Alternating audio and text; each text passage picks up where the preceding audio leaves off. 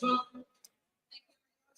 there, John Corrales here from the Locked On Celtics podcast, here at the TD Garden with the Celtics winning 126-110, running away from the Indiana Pacers in the second half, in the third quarter, in the fourth quarter. Jaylen Brown dropping a career-high 40 points in this game.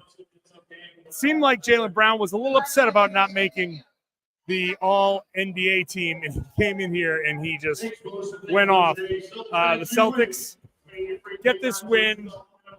Weirdly, looked like Rick Carlisle kind of waved the white flag early. Tyrese Haliburton left this game with the injury and didn't come back.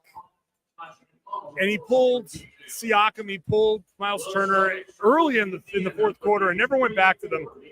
So the Celtics, I guess the Pacers just kind of understood like this was not going to happen, and they kind of backed off, and they're going to go home and try to protect home court where they are perfect in the playoffs.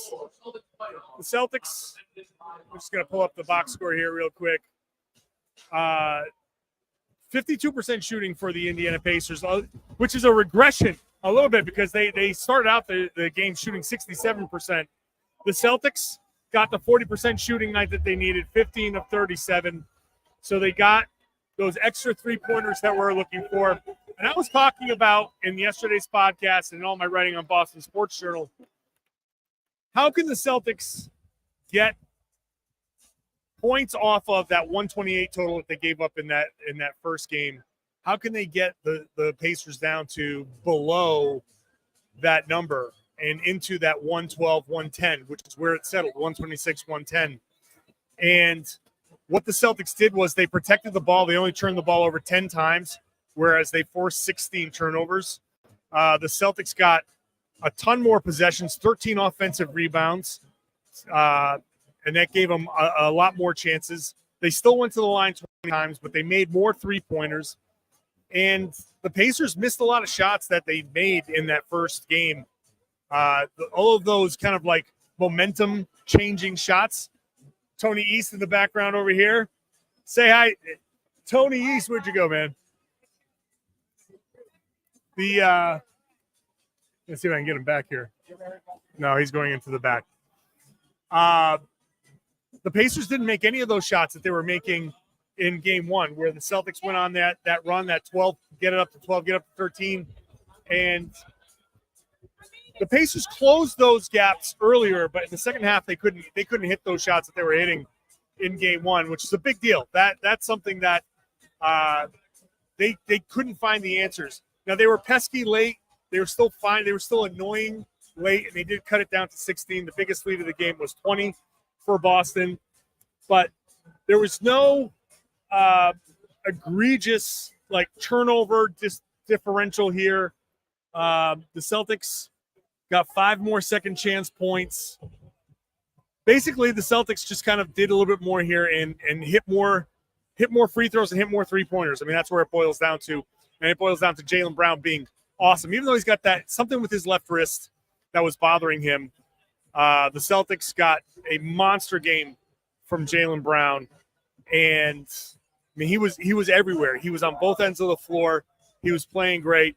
He finished 14 of 27, 4 of 10 from 3, 8 of 11 from the line, 5 rebounds, 2 assists, which I think is crazy. Because I think one of the best things that Jaylen Brown did was he moved the ball.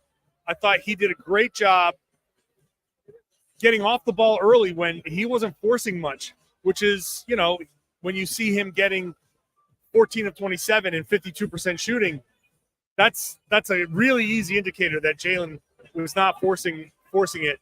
I bet his potential assists are off the charts, and some of those shots that he generated didn't fall. I thought Jaylen played a great game. I thought the Celtics played a very, very good defensive game, not just in the turnovers, but I thought they did a good job attacking the glass. And, you know, the offensive rebounds was a huge factor early in the game when the Pacers came out and it was a back and forth first quarter. The Celtics got 9 early offensive rebounds, and that kept it close. They kept it close in the first quarter. They built a lead in the second quarter, and in the third quarter, they separated themselves. So this was the Celtics are the better team, and this is the game where they kind of played like the better team for most of that second half. Now the question is going to be, how injured is Tyrese Haliburton? How much does that limit him? And I can already see the people starting to talk about, here goes another injured star for, a Celtics opponent. And if that's the case, that's the case. You don't want to see Haliburton hurt, but that's not a good sign for the Pacers, him walking off. I expect the Pacers to come back strong in Game 3. They're very good at home, and I expect Haliburton to be out there and playing. So overall, just the story of this game, Jaylen Brown having a monster game. Jason Tatum, after 6 points in the first quarter, finishes with 23 points, so he had a big second half. Derek White did a good job with 23 points. He hit a bunch of big three-pointers. The Celtics played Celtics basketball. They got a good contribution off the bench from Peyton Pritchard. O'Shea Brissett came in and changed the momentum, changed the energy of the game. They played a bunch of Tatum at center, which is something that people were calling for. I didn't know if they were going to go double big or go small. They went small with Tatum at the center. Tatum at the center with O'Shea Brissett. That's a lot of wing length and a lot of disruptive basketball there defensively. So I thought the Celtics did a great job there.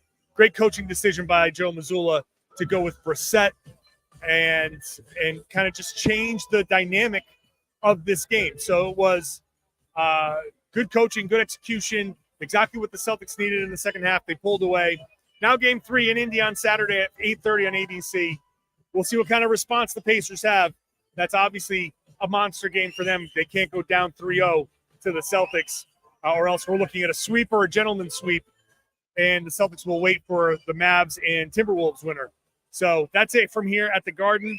Thank you for joining my live stream. Full Locked On Celtics podcast coming up later on after I talk to everybody in the back. I'm going to go talk to Joe Mazzulla right now. I'm going to go talk to the players right now. So I'll have some of what they said in the Locked On Celtics podcast. Thanks for listening and thanks for watching on the Locked On NBA, Locked On Sports Today feed, and the Locked On Celtics feed.